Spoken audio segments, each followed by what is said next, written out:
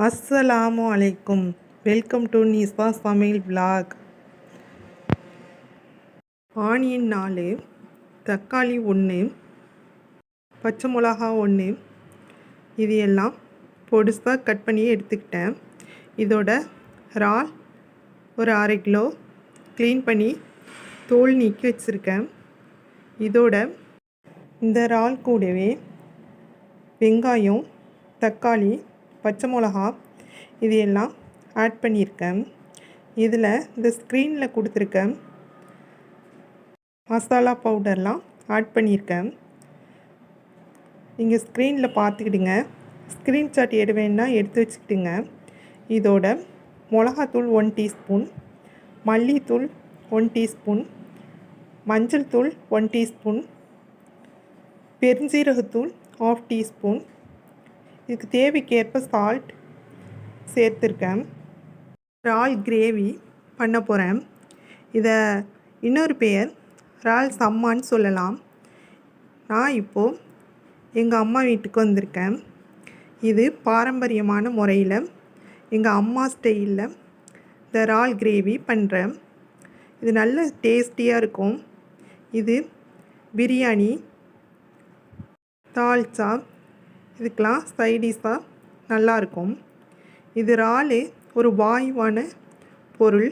அதனால் வாயு அவாய்ட் பண்ண இதோட இஞ்சி பூண்டு பேஸ்ட்டு சேர்த்துருக்கேன். இஞ்சி பூண்டு பேஸ்ட்டுனால் செரிமானமும் அதிகமாகும். அதே சமயம் வாயு தொல்லையிலேருந்தும் வராமல் பார்த்துக்கலாம். என் வீடியோவில் நான் ரெசிபி, அது சம்பந்தமான ஹெல்த் டிப்ஸு, கூடவே குக்கிங் டிப்ஸு இதெல்லாம் போட்டுக்கிட்டுருக்கேன். உங்களுக்கு என் ரெசிபி பிடிச்சிருந்தா சப்ஸ்கிரைப் பண்ணிக்கிடுங்க. பெல்லுங்கிற பட்டனையும் ஆன் பண்ணுங்க. அப்போ தான் நான் போடுற வீடியோ எல்லாம் நோட்டிஃபிகேஷனில் காட்டும். இப்போ இறால் கிரேவி ரெடி ஆயிடுச்சு. இதோட நான் எண்ணெய் ஆட் பண்ணியிருக்கேன். இது இன்னும் சுண்டி எண்ணெய் பிரிஞ்சு வரணும். அது வரையிலும் அதை நல்லா எண்ணெயில் வாட்டி எடுக்கணும். இதுக்கு தால்ச்சா வச்சுருக்கேன். ஏற்கனவே தால்ச்சா ரெசிபி கொடுத்துருக்கிறதுனால நான் அதை கிளியராக காட்டல. தால்ச்சாக்கு இப்போ சைடிஷாக இந்த இறால் கிரேவி பண்ணியிருக்கேன். இந்த கிரேவி நீங்கள் வீட்டில் ட்ரை பண்ணி பார்த்துட்டு எப்படி டேஸ்ட்டாக இருந்துச்சுன்னு எனக்கு கமெண்டில் சொல்லுங்கள். வீடியோ பிடிச்சிருந்தால் சப்ஸ்கிரைப் பண்ணுங்கள், கமெண்ட் பண்ணுங்கள், ஃப்ரெண்ட்ஸ் அண்ட் ஃபேமிலிக்கு ஷேர் பண்ணுங்கள். நம்ம வீட்டில் காய்கறி கட் பண்ணுவோம். இதேமாரி காய்கறி சாப்பரில் கட் பண்ணும்போது நம்மளால் சீக்கிரமாக கட் பண்ண முடியாது. அது கத்தியில் ஒன்றோட ஒன்று ஒட்டி அது டயத்தை எடுத்துக்கும்.